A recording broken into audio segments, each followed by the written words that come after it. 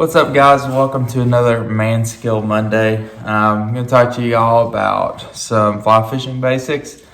Keep in mind that I am still a beginner in fly fishing, so I'm going to talk to you as a beginner who went through a lot of frustrating steps to figure out how to begin. So if any of you guys out there are expert fly fishermen, please go easy on me. I'm just going to say as much as I know and hopefully help somebody who would like to try the sport. Skip a couple of the steps that I had to go through. So first things first, you need a rod. I have this nice little setup. It's a Fenwick Nighthawk with a Fluker reel. I bought it at Kentucky Outdoorsman, and it is a 9-foot 5-weight rod. 9 foot, obviously the length of the rod. Fly fishing rods are super long in comparison to much of your bass fishing or pan fishing setups. So that was surprising to me. For some reason, I don't think I knew that.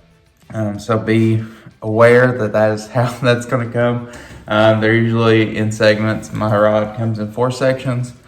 And the reel is on the back of the rod, which can also throw you for a loop if you weren't expecting it or weren't familiar with it. So you're going to hold the rod from the handle up here.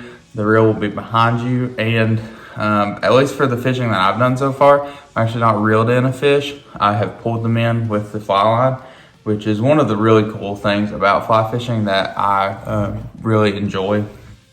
And let's talk about, okay, so a 5-weight rod. There are different weights for the rod, and it kind of matches up to like different powers there are in bass fishing rods. So a 5-weight is, I know there's a 4-weight and a 3-weight rod too, which would be a lighter action than these. So the tip bends over a lot harder. And then as you go up in weight, I'm pretty sure, it comes back to my beginner phase, the rods get stiffer. So if you're fighting heavier fish, get a heavier rod, obviously. And 9 foot, I believe that's kind of the standard for fly fishing rods, but I think they make them longer and shorter.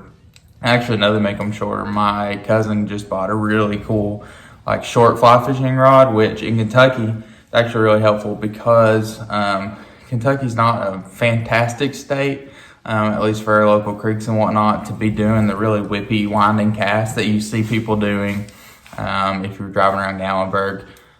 It's kind of hard to do that here, so we'll talk about that too. But so that's my rod setup.